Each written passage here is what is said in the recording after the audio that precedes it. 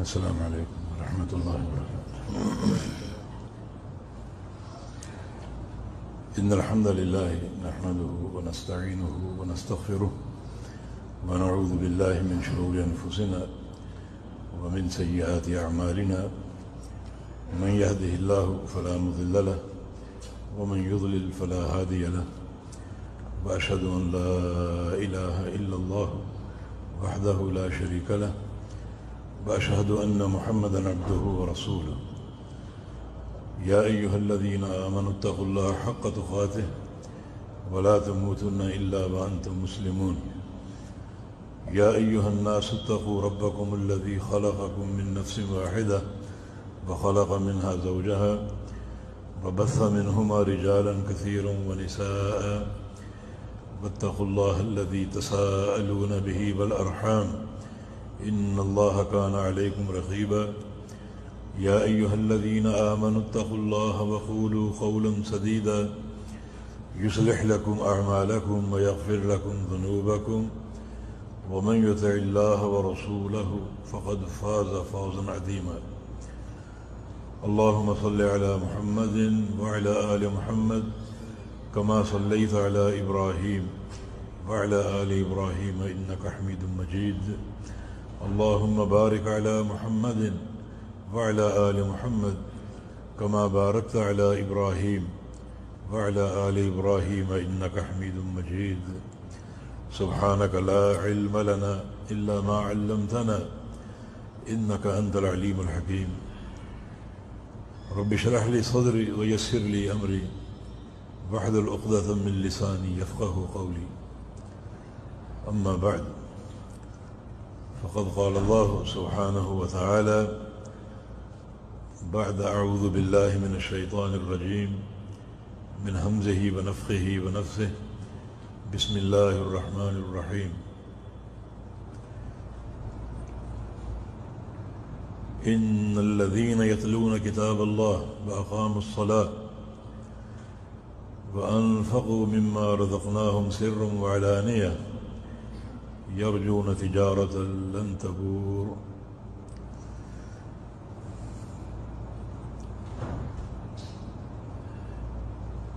اس وقت یہاں کئی سعادتیں جمع ہو چکی ہیں. ایک ہمارا اللہ تعالیٰ کے گھر میں موجود ہونا، دوسرا قرآن و حدیث کی باتیں سننا اور سنانا، اور تیسرا اس مقصد کے لیے باہم مل بیٹھنا. یہ سارے امور بڑے بابرکت.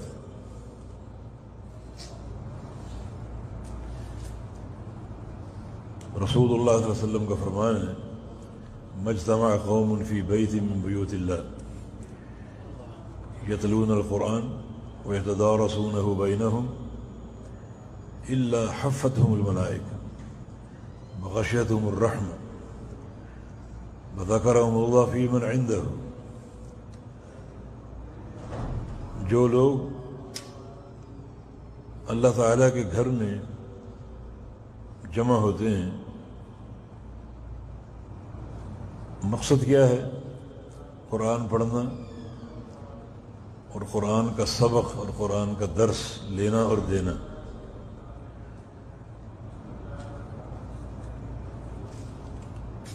ان کے لیے اللہ تعالیٰ کے ہاں کچھ اعزاز ہیں. حفظہم الملائکہ، انہیں فرشتے ڈھانپ لیتے ہیں. انہیں فرشتے ڈھانپ لیتے ہیں. کتنے فرشتے؟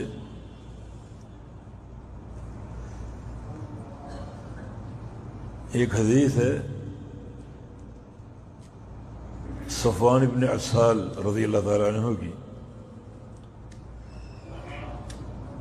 نبی علیہ السلام کی خدمت میں حاضر ہوئے. آپ مسجد میں تشریف فرما تھے. بتاتے ہیں کہ میں آپ کی خدمت اقدس میں پہنچا تو آپ تشریف فرما تھے مسجد میں، اور ایک سرخ چادر پر جسے ایک تکیہ بنا کر آپ نے ٹیک لگائی ہوئی تھی۔ یہ باتیں محدثین اس لیے ذکر کرتے ہیں تاکہ حدیث کے ضبط کو اور اجاگر کیا جا سکے۔ یعنی صحابی کو یہ بھی یاد تھا کہ وہ نبی علیہ السلام کے پاس گیا، مسجد میں گیا، یہ بھی یاد تھا کہ آپ بیٹھے ہوئے تھے، اور یہ بھی یاد تھا کہ آپ ٹیک لگائے ہوئے تھے، اور یہ بھی یاد تھا کہ جس چادر کو تکیہ بنایا ہوا تھا اس کا رنگ سرخ تھا۔ تو اصل چیز کتنی یاد ہوگی جو حدیث ہے، جو بیان کرنا چاہتے ہیں۔ عرض کیا کہ جئتک اطلب العلم، میں آپ کے پاس آیا ہوں طلب علم کے لیے، طلب علم کے لیے۔ تو آپ نے کیا فرمایا؟ مرحبا بطالب العلم، طالب علم کو خوش آمدید۔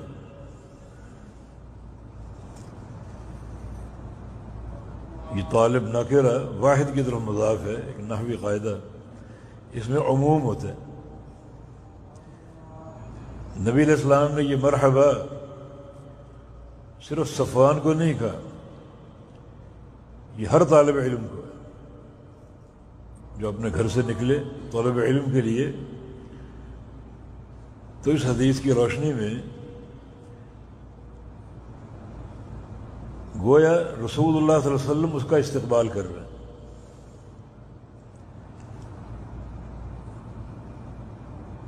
جب صفوان نے کہا کہ جئتک اطلب العلم،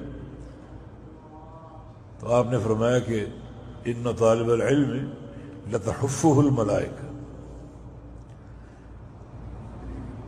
جو طالب علم ہوتا ہے وہ کبھی تنہا نہیں ہوتا، اسے فرشتے گھیر لیتے ہیں۔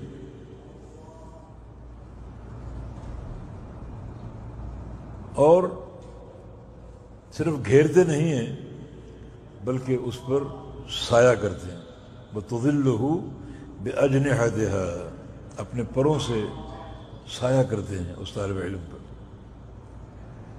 کتنے فرشتے آپ تصور کریں، 2 4 10 یا 20 نہیں، یرکب بعضهم بعضا حتی یبلغ السماء،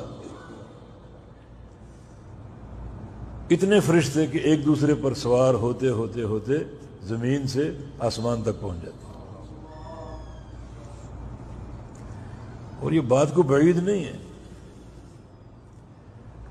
فرشتوں کی بڑی تعداد ہے۔ نبی علیہ السلام کی ایک ہی حدیث کافی ہے ان کی تعداد کے اظہار کے لیے۔ بیت المعمور جو فرشتوں کی مسجد ہے 7ویں آسمان پر، اس میں روزانہ 70,000 فرشتے نماز پڑھتے ہیں، اور جس نے ایک بار نماز پڑھ لی اس کی قیامت تک باری نہیں آئے گی۔ کتنی تعداد! ما فی السماوات السبع موضع 4 اصابع الا وملک قائم وملک راکع وملک ساجد واضع جبهته للہ۔ یہ 7واں آسمان تصور کریں کتنے بڑے، 7واں آسمان، ان میں ایک 4 انگلی کے برابر خالی جگہ نہیں، ہر جگہ فرشتہ موجود، کوئی قیام میں ہے، کوئی رکوع میں، اور کوئی سجدے میں۔ اتنی تعداد! یہ تعداد جو ہے، جو ان کی ڈیوٹیاں ہیں، ان میں سے بعض ڈیوٹیاں انسانوں کی خدمت کے لیے، یہ بھی خدمت طلبۃ العلم کے لیے فرشتوں کو فوج در فوج بھیجا جاتا ہے کہ طالب علم کا ساتھ دو، اسے گھیر لو، یہ اس کا شرف ہے عند اللہ۔ تو جو بھی طالب علم کی نیت سے گھر سے نکلتا ہے تو ملائکہ اس کے ساتھ ہوتے ہیں، اسے یہ اکرام اور اعزاز دیا جاتا ہے، دنیا چاہے مخالفت کرے، مگر وہ عند اللہ عظیم ہے، کیونکہ اللہ رب العزت کہ ہاں جو پرکھنے کا معیار ہے وہ انسانوں سے مختلف ہے۔ انسان ظاہر کو دیکھتے ہیں اور اللہ رب العزت ظاہر کے ساتھ باطن کو دیکھتا ہے، حرص کو دیکھتا ہے، نیت کو دیکھتا ہے۔ جیسے ظاہر نامی شخص اللہ کے نبی نے فرمایا تھا، وہ ایک سیاہ رنگت والا صحابی تھا، موٹے موٹے ہونٹ، سیاہ رنگ، ظاہری اس کی خلقت ناپسندیدہ تھی لوگوں کے ہاں، مگر نبی علیہ السلام کی اس سے دوستی قائم تھی۔ مدینے کے اطراف میں رہتا تھا اور کبھی کبھی آپ ملنے جاتے تھے اور کبھی ظاہر بھی آپ کا ملنے آتا۔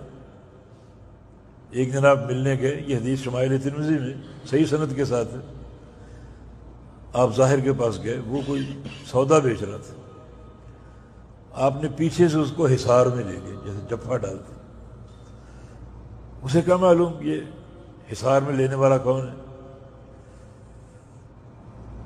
اس نے کچھ ناگواری کا اظہار کیا کہ میں مصروف ہوں اور یہ مخل ہو رہا ہے، کون ہے یہ؟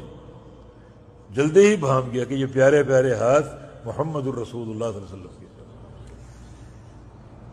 پھر تو اس کی یہ چاہت ہوگی کہ یہ حصار قائم ہی رہے، وقت کی رفتار تھم جائے، زمانہ رک جائے، یہ گردش یہیں ختم ہو جائے۔ نبی علیہ السلام نے تھوڑی سی دل لگی کی، فرمایا کہ من یشتری منی ھذا العبد،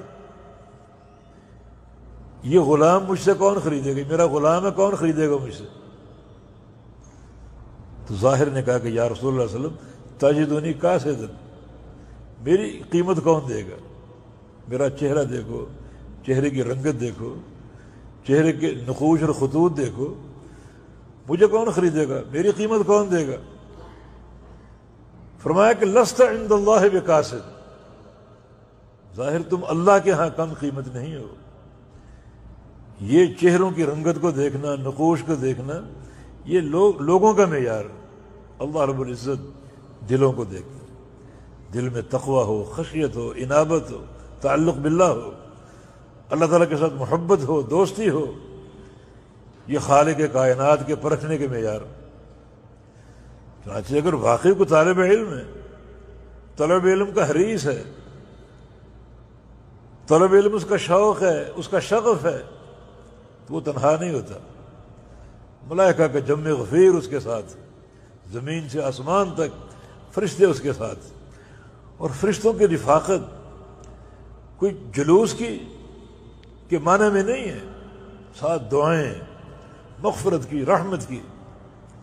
آپ اندازہ تو کریں کہ یہ طالب علم کتنے بڑے شرف کا حامل، کتنے بڑے شرف کا حامل۔ کوئی درس کی مجلس قائم ہو تو ملائکہ کا جم غفیر اوپر موجود، اور سامنے عوام الناس کا ایک سمندر اس محدث سے استفادے کے لیے، کیونکہ ہم تو طلبۃ العلم ہیں۔ شیخ الاسلام کا قول ہے اگر کسی نے اس زمین پر اللہ تعالیٰ کی جنت دیکھنی ہے، جنت دیکھنے کا شوق ہے، تو وہ علماء کی مجالس دیکھ لے۔ علماء کی مجالس اس زمین کی پشت پر اللہ کی جنت ہیں، اور یہ بات ان کے ذہن کی اختراع نہیں ہے، اس پر دلیل موجود ہے۔ نبی علیہ السلام کا ارشاد گرامی اذا مررتم بریاض الجنہ فارتعوا، جب تم جنت کے باغیچوں کے پاس سے گزرو تو کچھ کھا پی کے گزرو۔ صحابہ نے پوچھا جنت کے باغیچے کیا ہیں؟ فرمایا کہ حلق الذکر، جہاں اللہ کا ذکر ہو، کتاب و سنت کی تعلیم ہو، اللہ اور اس کے رسول کی باتیں ہوں، وہ جنت کے باغیچے ہیں۔ تو علماء کی مجالس واقعتاً اس زمین پر اللہ تعالیٰ کی جنت ہے۔ تو بات تھوڑی سی پھیل گئی۔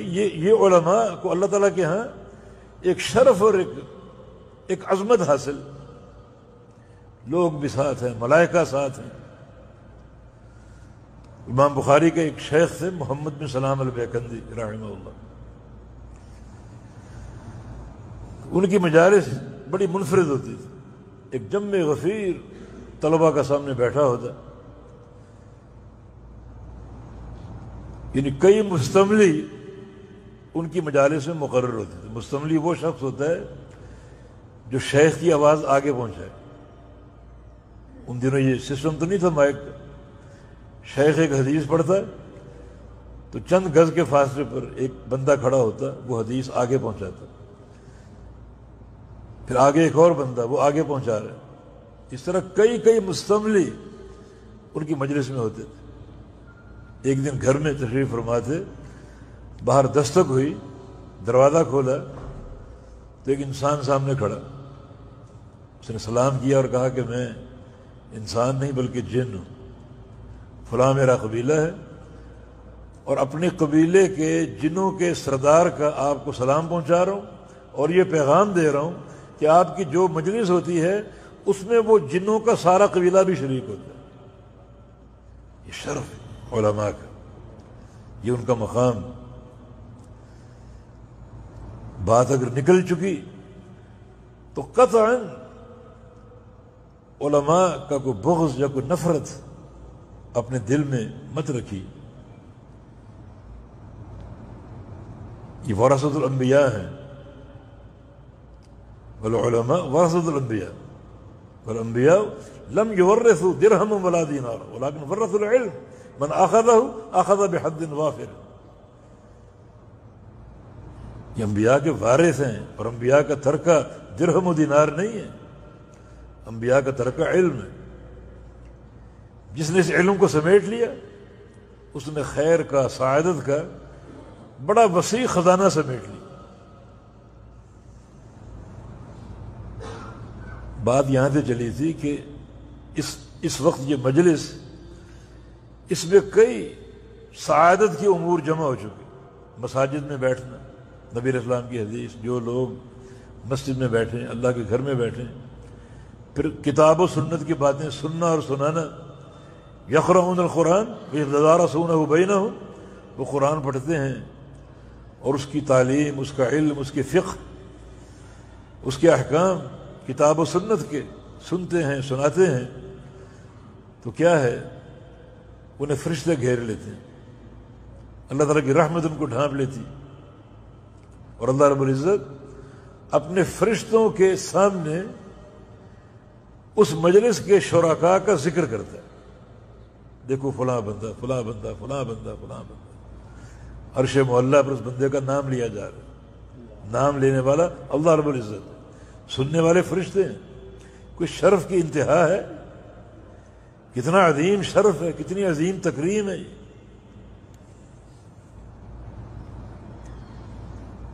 پھر یہ مل بیٹھنا اللہ کے دین کے لیے، اللہ کی رضا کے لیے۔ ایک حدیث قدسی میں رسول اللہ صلی اللہ علیہ وسلم کا فرمان ہے کہ اللہ فرماتا ہے وجبت محبتی للمتجالسین فیہ، جو بندے بیٹھتے ہیں، مل بیٹھتے ہیں میرے لیے، ان بندوں کے لیے میری محبت واجب ہو جاتی ہے، ان سے میں ضرور محبت کروں گا، اللہ فرما رہا ہے۔ تو ہم نے اللہ کو مجبور کیا کہ ہم سے محبت کر، نہیں، اللہ تعالیٰ نے اس مسئلے کے شرف کو واضح کیا کہ میرے لیے بیٹھنا، میرے دین کے لیے بیٹھنا، کتاب و سنت کے لیے بیٹھنا اتنا عظیم یہ عمل ہے کہ ایسے بندے پر میری محبت واجب ہو جاتی ہے، ایسے بندوں سے ضرور محبت کروں گا۔ اللہ کے لیے بیٹھنا، اللہ کے لیے ملنا، اللہ کے لیے جمع ہونا، یہ ایک ایسا عمل ہے، سب سے پہلے اس عمل کا اجر مرتب ہوگا قیامت کے دن۔ میدان محشر میں جمع ہے سارے اولین و آخرین، سب جمع، اربوں کھربوں لوگ، میدان محشر بھرا پڑا ہے۔ اللہ تعالیٰ کی ندا آئے گی، این المتحابون بی، اور ایک روایت میں این المتحابون بجلالی، میری خاطر محبت کرنے والے کہاں ہیں، میری خاطر ملنے والے، میری خاطر بیٹھنے والے، میری خاطر دین پر اکٹھے ہونے والے کہاں ہیں؟ 2 ساعتیں ان کی منتظر. نمبر 1 الیوم اذلہم تحت ظلی یوم لا ظل الا ظلی. آج میں ان سب کو اپنے سائے تلے جگہ دوں گا. سورج 1 میل کے فاصلے پر، تدنو الشمس حتی تکون علی مسافۃ میل، 1 میل کے فاصلے پر. میں ان کو تپش نہیں لگنے دوں گا، تپش نہیں پہنچنے دوں گا، اپنے سائے تلے جگہ دوں گا. دوسرا اعزاز یہ ہے لہم منابر من نور یغبطہم النبیون والصدیقون والشہداء. ان کے لیے نور کے ممبر تیار ہیں، نور کے ممبر تیار ہیں جنہیں دیکھ کر نبی، صدیقین، شہداء رشک کریں. یہ مقام کن کا ہے؟ جو اللہ کے لیے مل بیٹھتے ہیں، اللہ کے لیے محبت کرتے ہیں، اللہ کے دین کی خاطر ملنا جلنا. تو یہ مجلس ان سارے اعزازات کی حامل. کوئی قصے کہانیاں نہیں ہوتی، کوئی واہی تواہی باتیں نہیں ہوتی. یہ ہمارا منہج ہی نہیں. بڑے بڑے نام دنیا میں مشہور ہیں، لیکن تماشبین ہے، شعبدہ بازی، موضوع روایتیں، من گھڑت قصے، بے سند باتیں، جن کے کلام کی تاثیر جادو کی سی ہے، لیکن کلام تو سنو ان کا. شرکیہ باتیں، بدعت سے بھری قصے کہانیاں، ایسی ایسی روایتیں جن کا کوئی حوالہ ہی نہیں، کوئی سند ہی نہیں، اور لوگ ان کو مولانا مولانا مولانا کہہ کر پکارتے ہیں. یہ ہمارا منہج نہیں، یہ منہج خالص کتاب و سنت کا ہے. الا للہ الدین الخالص. اللہ تعالیٰ کے لیے دین خالص ہے. وہ دین خالص قبول کرے گا، دین خالص قبول کرے گا جہاں خالص کتاب و سنت کی باتیں. یہ تعلق ہے کتاب و سنت کے ساتھ بڑا برگزیدہ اور بڑا عظیم ہے. ان مجالس میں یہ تعلق آپ کے سامنے پیش ہوتا ہے. یہ آپ کے لیے سعادت ہے. جہاں اس نوعیت کا پروگرام ہو، علماء کو دعوت دی جائے، تو سمجھیں کہ ہماری خوش بختی. یوم ینفع الصادقین صدقہم، الیوم ینفع الصادقین صدقہم. جب اللہ قیامت کے دن اعلان کرے گا، ندا کرے گا کہ آج کا دن وہ دن ہے جس دن صرف سچوں کو ان کا سچ نفع دے گا. بس جھوٹے لوگ کامیاب نہیں ہوں گے. من گھڑت باتیں کرنے والے، جو سچے لوگ ہیں، گفتار کے سچے، عقیدے کے سچے، عمل کے سچے، اللہ تعالیٰ کی محبت کے سچے، اللہ کے رسول کی محبت کے سچے، تعلق باللہ کے سچے، انابت اور خشیت کے سچے، وہ کامیاب ہوں گے. بس تو ان مجالس کا خلاصہ صدق کی صورت میں کتاب و سنت کی باتیں. اور یہ چیز ہے جو ہمارے مستقبل کی کامیابی کا باعث ہے. دیکھیں قرآن وہ کتاب مقدس جو ہمارے امراض کی تشخیص کرتی، بیماری کا تعین کرتی، کامیابی کا پروگرام دیتی، اور جو مرض ہوں، جو بیماریاں ہوں، ان کا علاج تجویز کرتی. یہی تو چاہیے ہمیں. اس قوم کے امراض کیا ہیں، اس قوم کی بیماریاں کیا ہیں، ان بیماریوں کا علاج کیا ہے. یہ کتاب و سنت آپ کے سامنے یہ ساری باتیں کھولیں گے. کھولنے والے وہ روحانی معالج ہیں جن کو انبیاء کا وارث کہا گیا. قرآن کے ایک مقام ہم پڑھتے ہیں، قد افلح من تزکا وذکر اسم ربہ فصلی بل تؤثرون الحیاۃ الدنیا والآخرۃ خیر وابقی.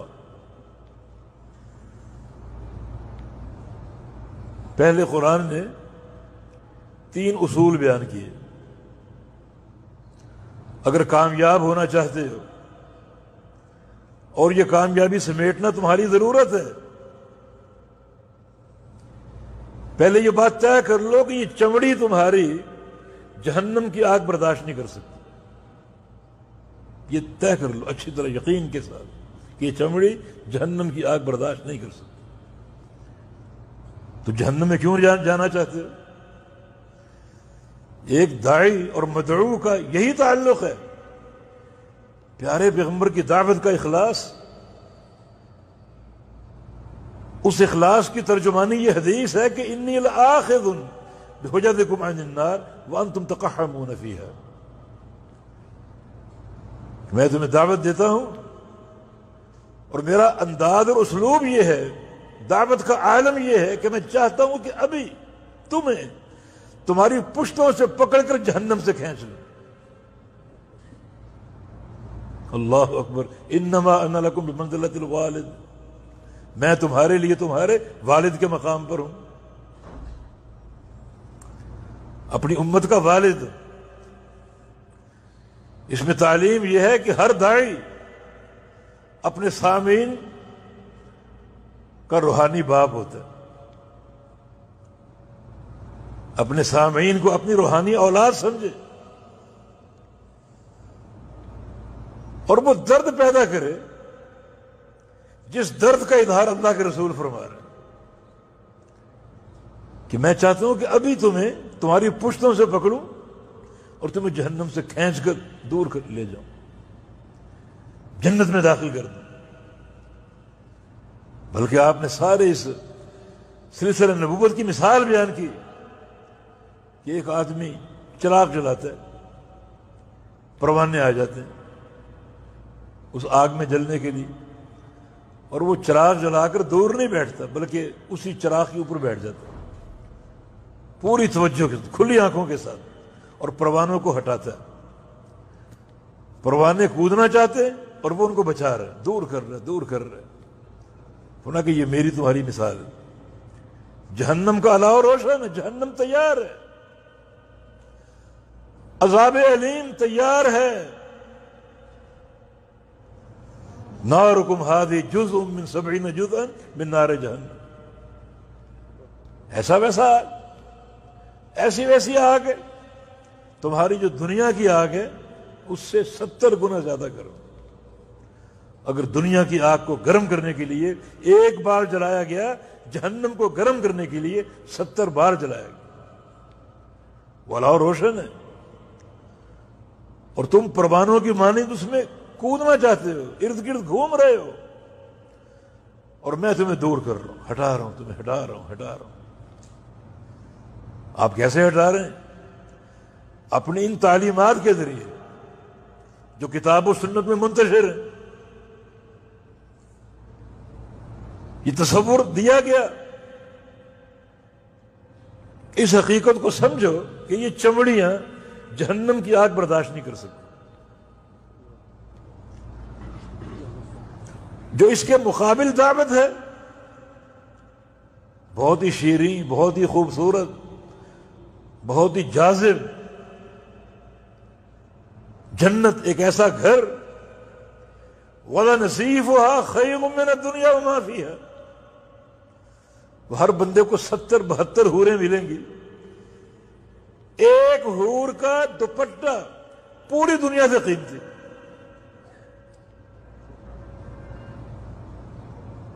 جس کا معنی جنت میں بھی پردہ ہوگا، پوری دنیا سے قیمتی. اب یہ دونوں گھر تقابل کر لو. ایک گھر ایسی آگ سے جل رہا ہے جو دنیا کی آگ سے 70 گنا زیادہ گرم، اور دوسرا گھر اتنا خوبصورت جیسا کہ نبی علیہ السلام کی حدیث ہے، یؤتی باشقی اہل الارض یوم القیامہ. قیامت کے دن سب سے بدبخت ترین انسان کو لایا جائے گا. ایسا بندہ جس نے کبھی کوئی سکھ دیکھا ہی نہ ہو. اب پوری کائنات آپ تصور کریں اور سوچیں کہ سب سے بدبخت انسان کیسا ہوگا. بعض اوقات افریقی لوگوں کی تصویریں ہم دیکھتے ہیں، ہڈیوں کا ڈھانچہ، پتہ نہیں سانس ان کی کیسے آ رہی ہوتی. سب سے بدبخت پوری کائنات میں، تخلیق آدم سے لے کر قیامت کی آخری دیواروں تک، اللہ تعالیٰ فرمائے گا اس کو جنت کا غوطہ ایک کھلاؤ، جنت کی جھلک دکھاؤ، اسے دکھایا جائے گا، پوچھا جائے گا حل ذقت من بؤس قط، کیا تم نے کبھی کوئی تکلیف دیکھی، کوئی مشکل، کوئی رنج، کوئی دکھ؟ کہے گا کہ ما ذقت من بؤس قط، میں نے کبھی کوئی تکلیف دیکھی ہی نہیں، حالانکہ کائنات کا سب سے بدبخت اور بد نصیب انسان۔ جنت تقابل کر لو۔ پھر قرآن نے اعلان کیا من زحزح عن النار وادخل الجنت فقد فاز، کہ آؤ اب یہ تعین کرو حقیقی کامیابی کیا ہے۔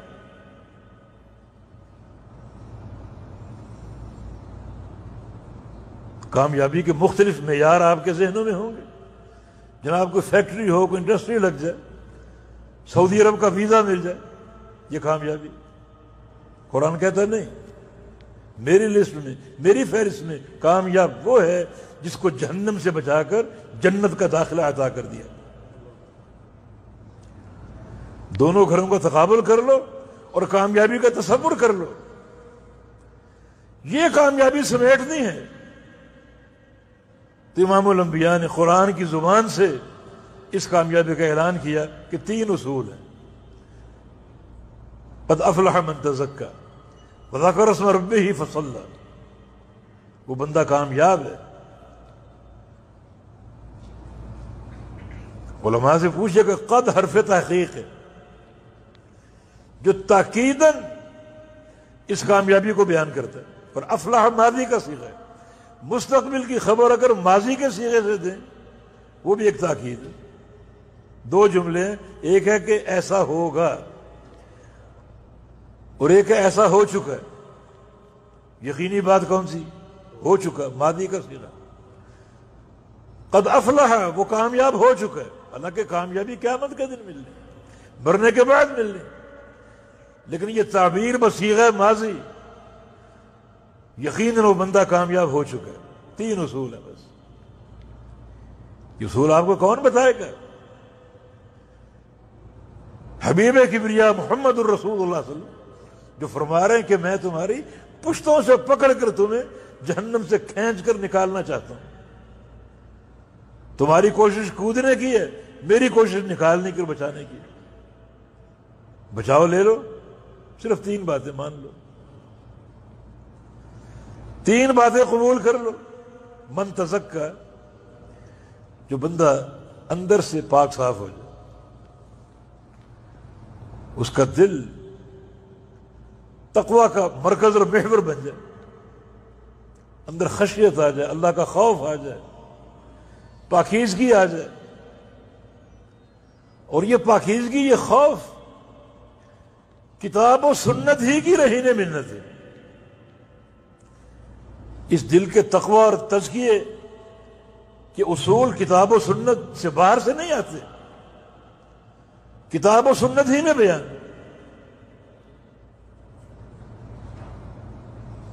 یتلو علیکم آیاتہ ویزکیکم ویعلمکم الکتاب والحکمہ، قرآن کہہ رہے ہیں، یہ اللہ کے پیارے پیغمبر کا منصب۔ ابراہیم علیہ السلام کی دعا، تیرا گھر بنا دیا ہے، اس گھر میں ایک رسول بھیج جو 3 کام کرے، تیری آیات کی تلاوت کرے اور ان کا تزکیہ کرے۔ تزکیہ رسول کرے گا اپنی تعلیمات کے ذریعے، اس عظیم علم کے ذریعے۔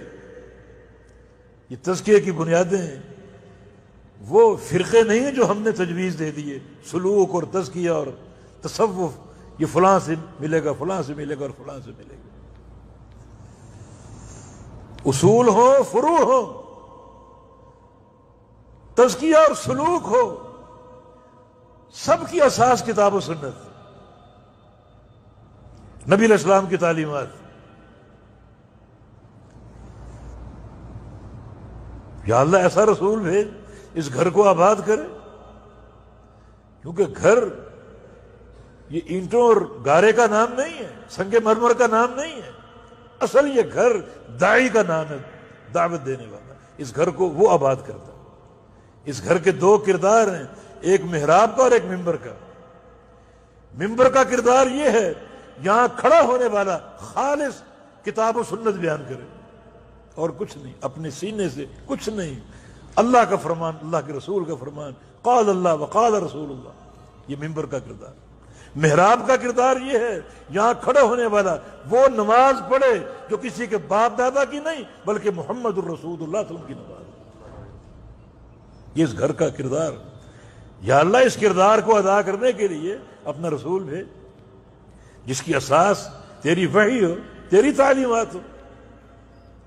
نبی علیہ السلام کی حدیث ہے انا دعوت ابی ابراہیم، میں اپنے باپ ابراہیم کی دعا ہوں۔ انہوں نے دعا مانگی تھی خانہ کعبہ کی تعمیر کے وقت،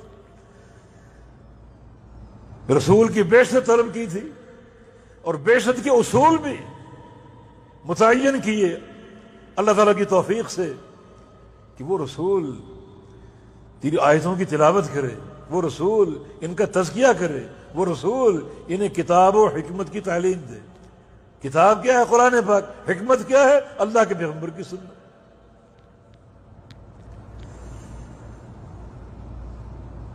تو یہ کامیابی کے اصول کوئی دنیا کا انسان مرتب نہیں کرے گا۔ ہدایت نام کی چیز زمین پر نہیں بنتی، آسمان سے بنی بنائی آ چکی ہے۔ وہ لوگ خوش نصیب ہیں جس نقطے کو سمجھ لیں کہ جنت کا پورا پروگرام رب تعالی نے بنا کر بھیج دیا۔ خود رسول اللہ صلی اللہ علیہ وسلم کا فرمان ہے ما ترکت من شیء یقربکم الی الجنہ الا وقد حدثتکم بہ۔ سنن دارمی کے الفاظ کہ ہر وہ چیز جو تمہیں جنت میں پہنچا سکتی ہے وہ میں نے بیان کر دی۔ اب بتاؤ جنت چاہیے یا جہنم چاہیے؟ جہنم چاہیے تو جاؤ پھر، قوم برادری باپ دادا فلاں اور فلاں پیچھے لگ جاؤ ان کے، جن کو شریعت نے معیار بنایا ہی نہیں۔ اور جنت چاہیے تو اللہ کے حبیب کے فرمان پر غور کرو کہ جنت میں پہنچانے والی ہر چیز میں نے بیان کر دی۔ صحیح مسلم کی حدیث ہے، عبداللہ بن عمرو بن عاص کی روایت سے نبی علیہ السلام کا ارشاد گرامی ما بعث اللہ من نبی الا وکان حقا علیہ ان یدل امتہ علی خیر ما یعلمہ لہ۔ یہ نبی کا منصب ہے۔ اللہ رب العزت نے جس نبی کو بھیجا اس نبی کی ڈیوٹی تھی کہ اپنی امت کو خیر کا جنت کا پورا پروگرام دے کر آنے۔ کوئی باہر جانے کی حاجت ہے؟ کوئی تک ہے کہ فلاں کو سن لو اور فلاں کو سن لو؟ کتنی واضح باتیں ہیں۔ جنت کا تعارف موجود ہے، جہنم کا تعارف موجود ہے، فرق ہمارے سامنے واضح ہو چکا، کامیابی اصل کامیابی کا تعین ہو چکا۔ اصل کامیابی دنیا کا حصول نہیں، جنت کا داخلہ ہے، اور جنت کے داخلے کے لیے اصول مرتب ہو چکے ہیں۔ قد افلح من تزکا، جو شخص یہاں سے پاک ہو جائے، یہاں نہ شرک ہو، نہ بدعت ہو، نہ منفی عوارض ہو، ہر معصیت اسے پراگندہ کرتی۔ نبی علیہ السلام کی حدیث ہے کہ ایک بندہ کوئی معصیت کرے، اذا اذنب ابن آدم نکت فی قلبہ نکتۃ سوداء، بندہ کوئی گناہ کر لے اس کے دل میں ایک سیاہ نشان لگا دیا جاتا ہے یہاں۔ پھر یہ نشان تزکیہ کے منافی ہے۔ تزکیہ کیا ہے؟ یہاں پاکیزگی چاہیے، پاکیزگی۔ یہ پاکیزگی دنیا کا کوئی انسان نہیں کرے گا، وہی دو مصادر کریں گے جن کا ذکر ہو رہا ہے، قد افلح من تزکا اور تزکیہ کتاب و سنت کے ذریعے۔ مسند احمد میں، جامع ترمذی وغیرہ میں نبی علیہ السلام کی دعا ایک ثابت سند کے ساتھ موجود ہے۔ بڑی اہم دعا ہے. آپ کا فرمان ہے کہ جو اس دعا کو سن لے وہ اس کو یاد کر لے. تو اس کو یاد کیجئے. بلکہ اس دعا کی فضیلت یہ ہے اگر پریشان ہو تو اللہ اس دعا کی برکت سے پریشانی دور کر دے. اذهب اللہ ہمہ، اس کا جو دکھ درد پریشانی اللہ دور کر دے گا. وَأَبْدَلَهُ مَكَانَهُ فَرَحًا، اور اللہ تعالیٰ اس غم کی جگہ، اس پریشانی کی جگہ اس کو خوشیوں سے بھر دے گا.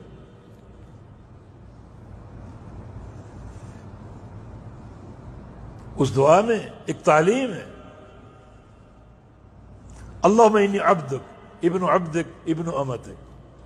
پہلے تواضع، یا اللہ تیرا بندہ ہوں میں، تیرا نوکر چاکر ہوں میں، اور تیرے ایک نوکر کا بیٹا ہوں، تیری ایک لونڈی کا بیٹا ہوں. ناصیتی بیدک، یہ پیشانی میری تیرے ہاتھ میں. ماض فی حکمک، مجھ پر تیرا حکم چلتا ہے، تیرا قانون چلتا ہے، کسی اور کا نہیں. نہ کسی شخصیت کا، نہ کسی بڑے چھوٹے کا، نہ کسی قوم برادری کا، صرف تیرا قانون چلتا ہے. عدل فی قضاؤک، اور میرے بارے میں تیرا جو بھی فیصلہ ہوگا وہ عدل ہے. جو فیصلہ تو فرمائے گا میرے بارے میں وہ عدل ہے. بیماری دے عدل ہے، فقیری دے دے عدل ہے، تمنگری دے دے عدل ہے. ہر فیصلہ تیرا عدل. پھر اسألک بکل اسم هو لک سمیت به نفسک او انزلته فی کتابک او علمته احدا من خلقک او استأثرت به فی علم الغیب عندک ان تجعل القرآن ربیع قلبی. یہ تزکیہ ہو رہا ہے. تجھے واسطہ تیرے ہر نام کا، جو نام تو نے اپنی کتاب میں اتارے ان کا بھی واسطہ، اور جو نام تو نے کسی اپنے خاص بندے کو تعلیم کی ان کا بھی واسطہ، اور جو نام تیرے خزانہ غیب میں ہیں ان کا بھی واسطہ. کیا چاہیے؟ یا اللہ تو قرآن کو میرے دل کی موسم بہار کی بارش بنا دے. تزکیہ یزکیکم قد افلح من تزکا. یہ تزکیے کی بنیادیں ہیں.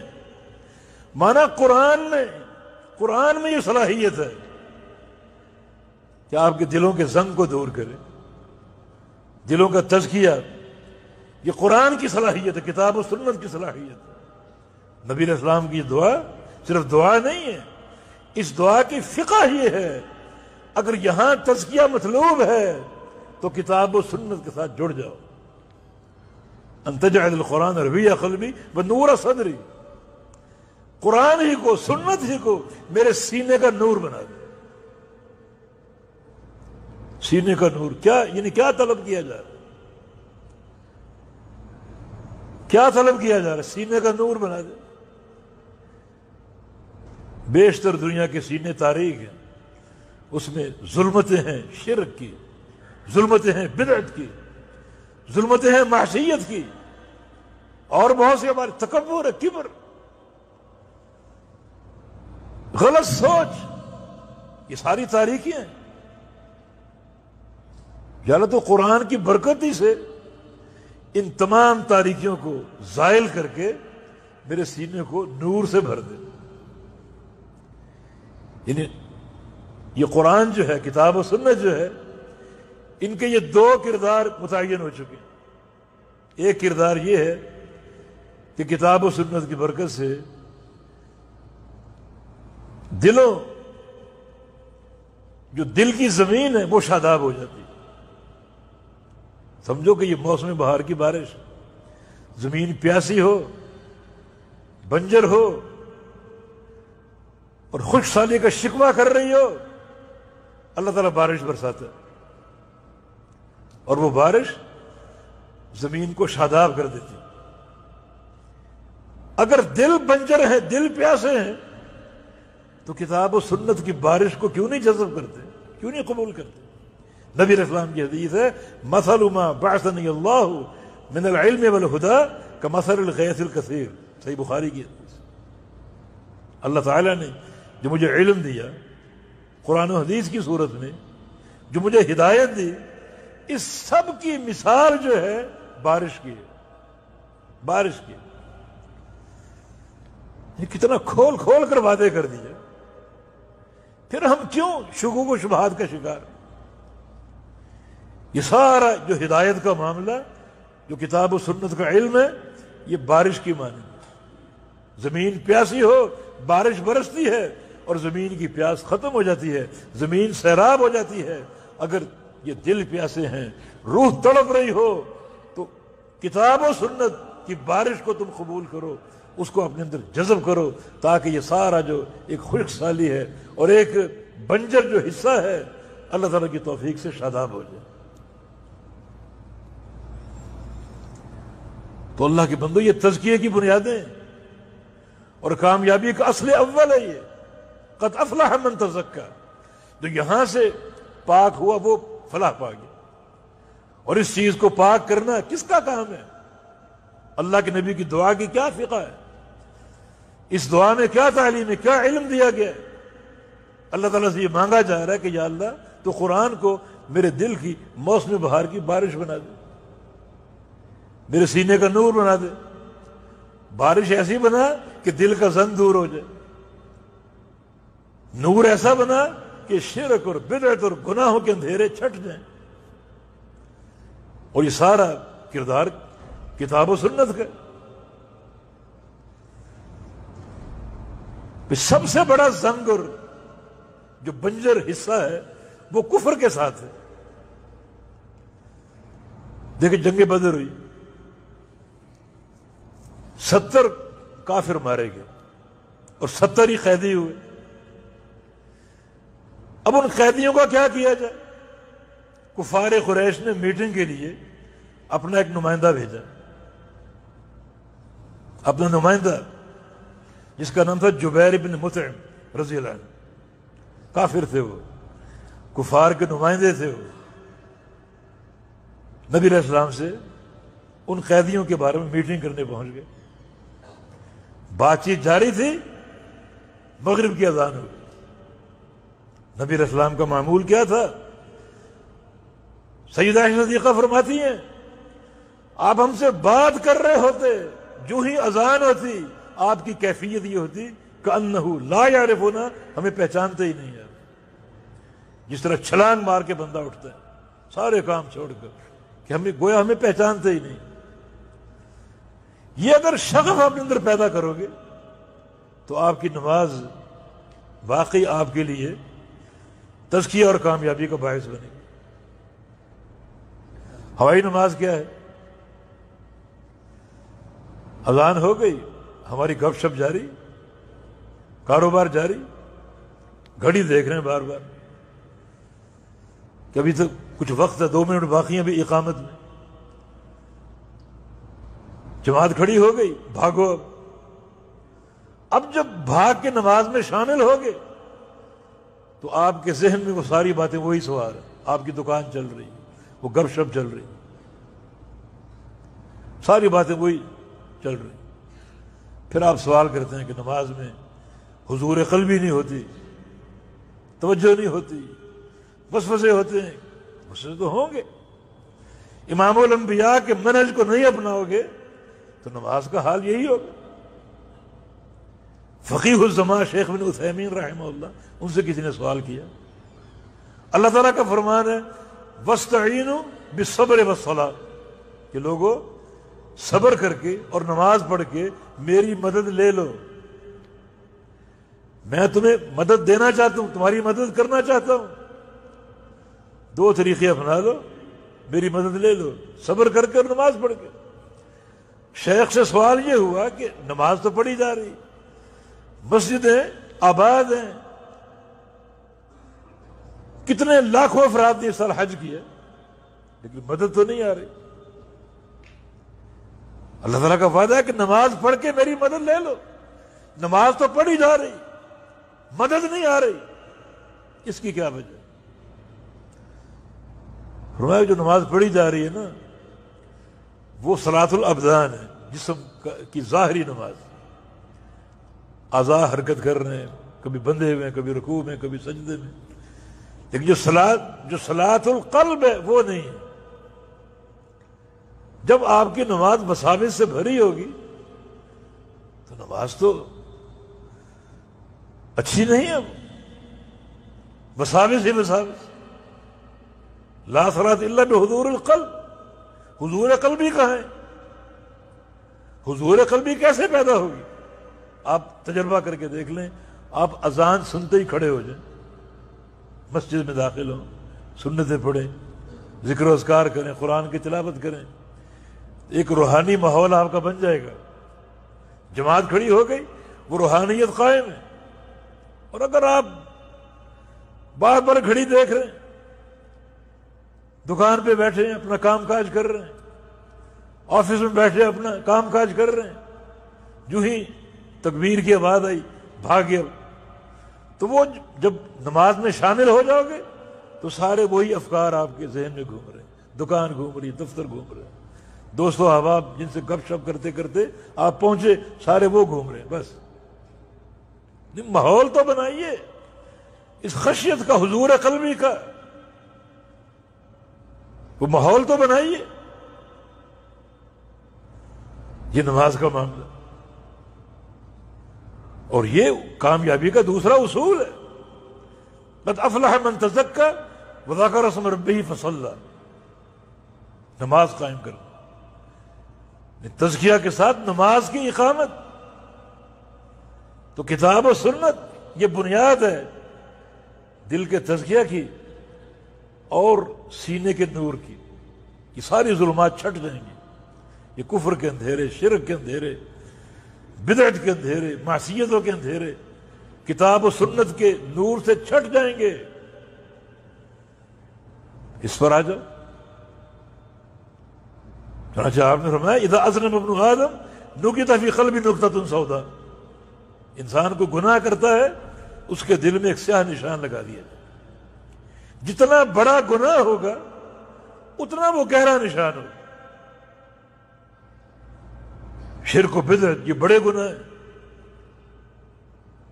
اتنا گہرا نشان ہوگا.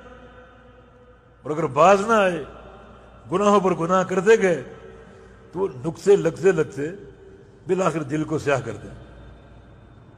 دل سیاہ ہو گیا، سمجھو کہ اللہ کی مہر لگی والعیاذ باللہ. اس دل میں اب نیکی داخل نہیں ہوگی. خود میں آڑ بن جاؤں گا، نیکی داخل ہونے نہیں دوں گا. تو آؤ رجوع اللہ کرو، سچی اور خالص توبہ کرو، اور اس منہج پر قائم رہنے کا عزم کر لو.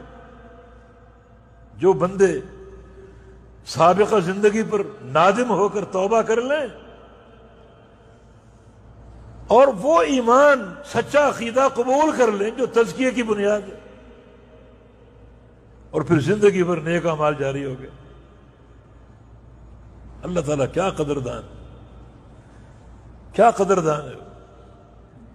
اللہ تعالیٰ فرما رہا ہے نا کہ جو اللہ تعالیٰ کی آیتوں کی تلاوت کرتے ہیں، نمبر 1 نماز قائم کرتے ہیں اور زکوٰۃ دیتے ہیں.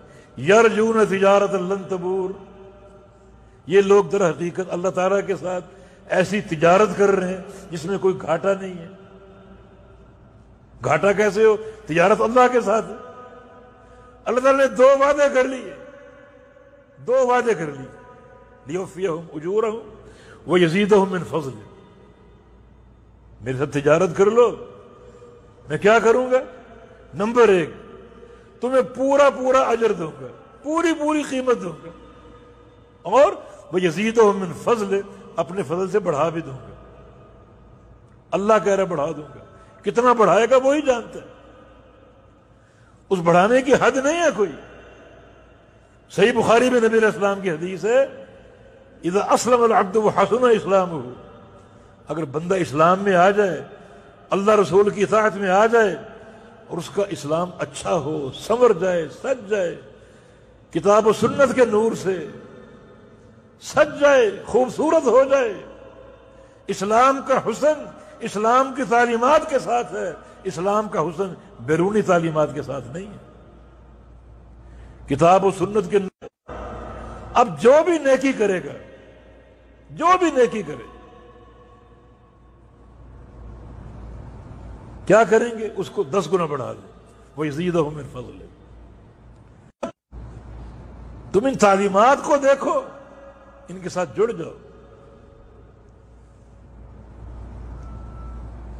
سابقہ زندگی سے توبہ کر لی، اسلام کو سنوار لیا، سجا لیا کتاب و سنت کی تعلیمات کے ذریعے، تو ہر نیکی کم از کم 10 گنا، 700 گنا، اور اللہ تعالیٰ پورا پورا اجر دے اور اپنے فضل سے بڑھا بھی دے۔ کتنا بڑھائے گا وہ ذات جو سارے خزانوں کی مالک ہے، کتنا عطا فرمائے گا، کتنا بڑھائے گا، اس کی حد ہے کوئی؟ ہمارے ذہن قاصر ہیں اس اجر کے تعین سے۔ اللہ عطا فرمانے والا فرمایا کہ انہ غفور بھی ہے۔ تمہارے اعمال کا قدر یہ نہیں ہے کہ تم پہاڑ جیسا عمل کرو اس کی قدر ہوگی، نہیں۔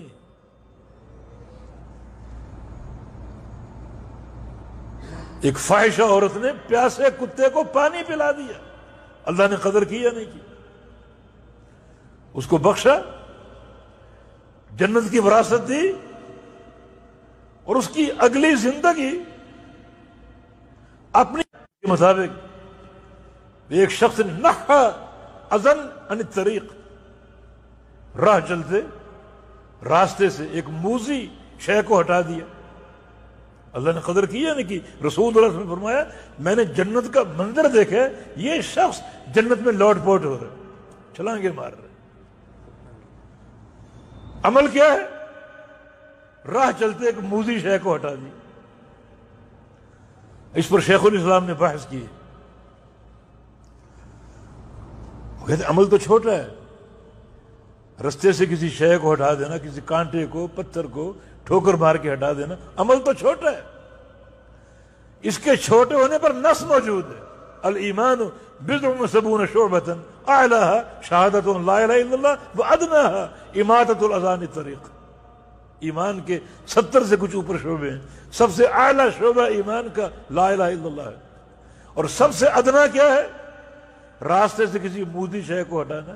یہ ادنا عمل ہے، اس عمل پر جنت کی وراثت۔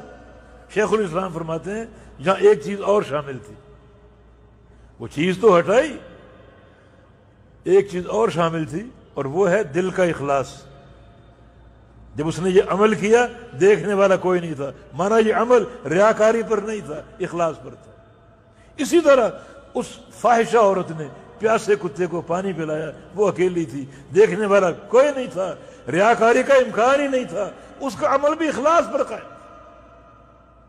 تو ایک عمل اور ایک عمل میں نیت کا اخلاص، دو چیزیں جمع ہو گئیں، اور اللہ کیا دیکھتا ہے؟ اپنے بندے کا، عمل کرنے والے کا اخلاص دیکھتا ہے۔ لن ینال اللہ لحومها ولا دماؤها ولکن ینالہ التقوی منکم۔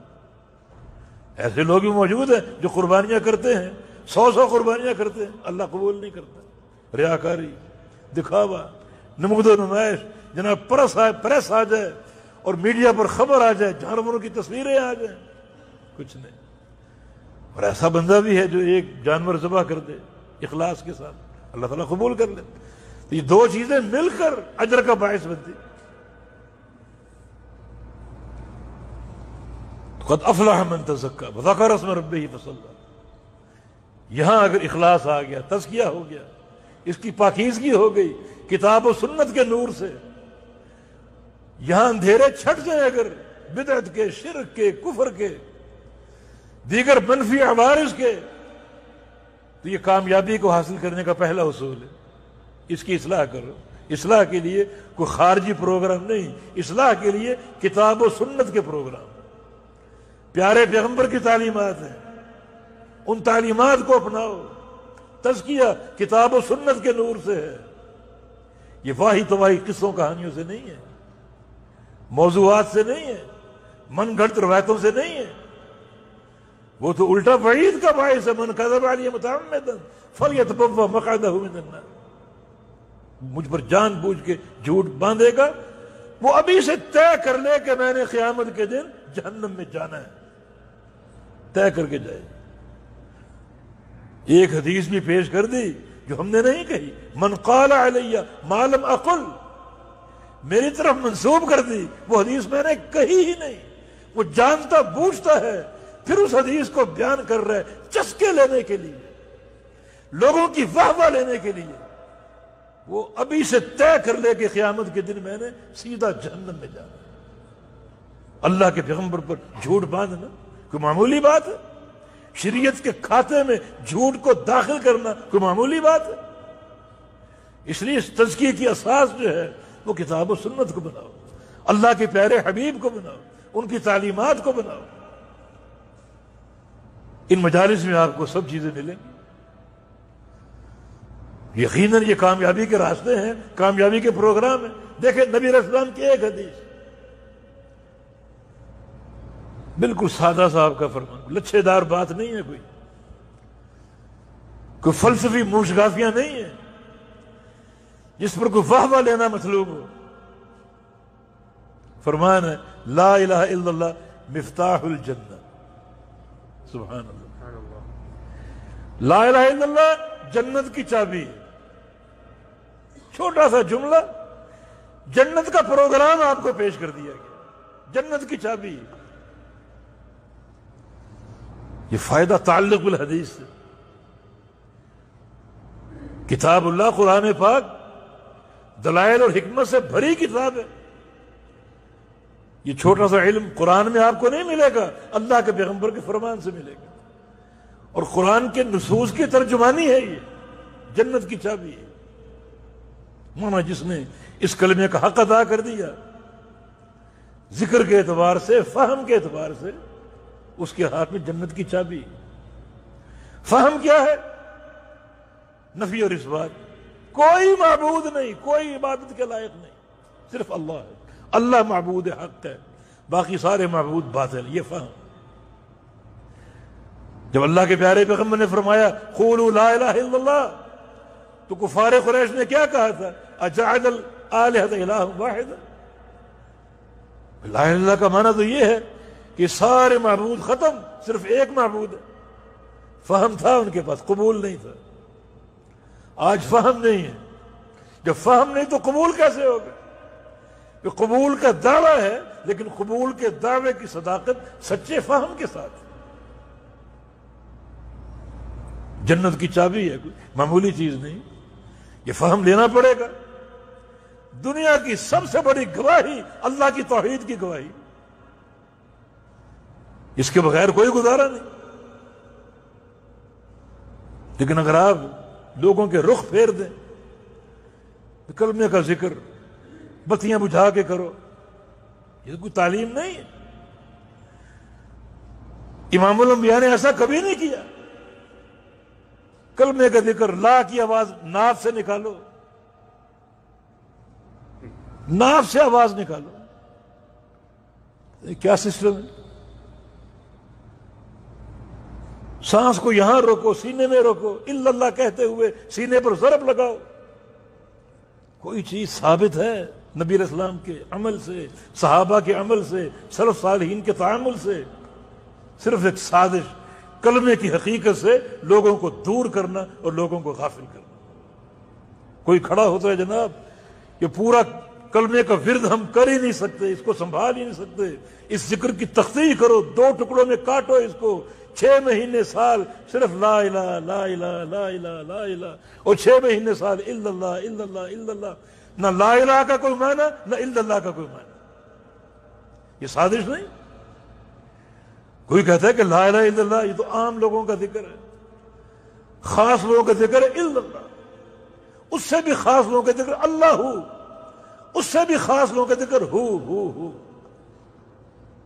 بتائیے یہ دنیا کو کہاں لے جایا جا رہا ہے؟ یہ سازش ہے۔ اس سازش کو سمجھو اور یہ بات معلوم کر لو یقین کے ساتھ، قد افلح من تزکا۔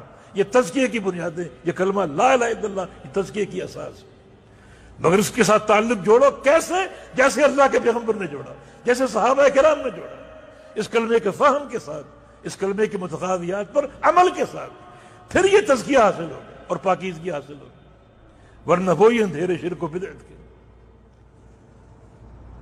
پھر نماز قائم کرو، ذکر کرو، ذکر بھی مسنون طریقے سے، کوئی ذکر معمولی عمل نہیں۔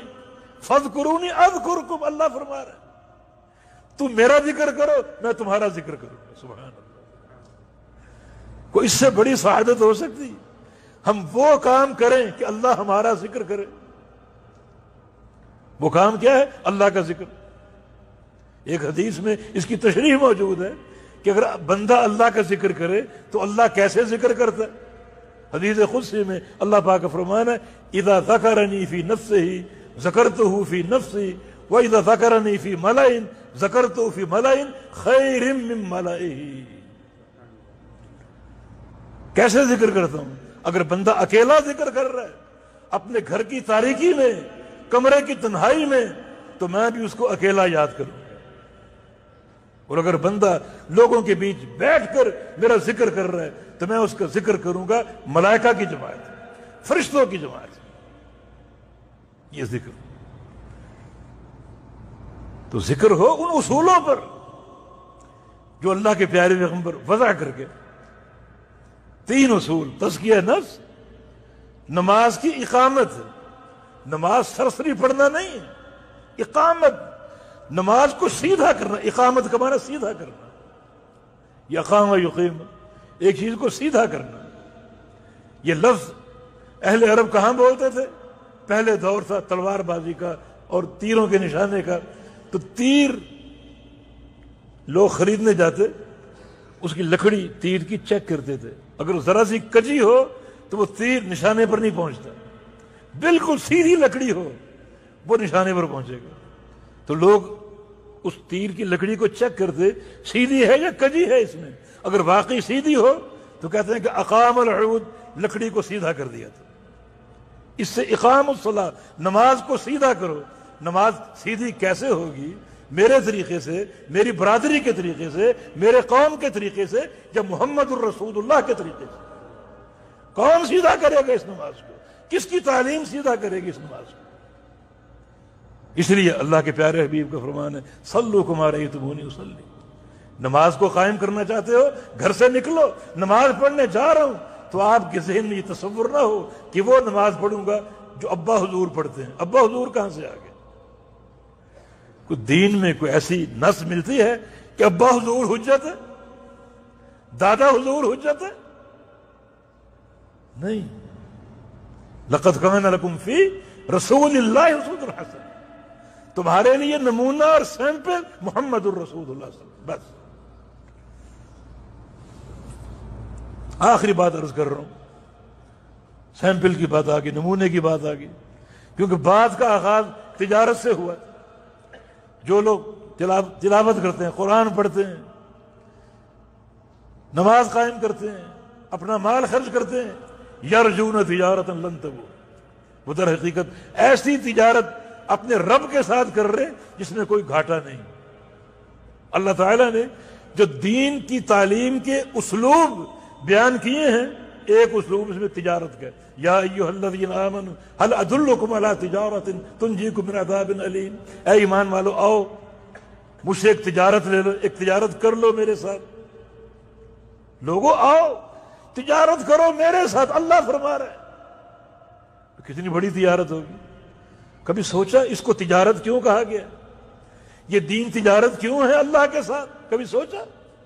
تجارت بھی ایسی جس میں کوئی گھاٹا نہیں ہے، فائدہ ہی فائدہ ہے.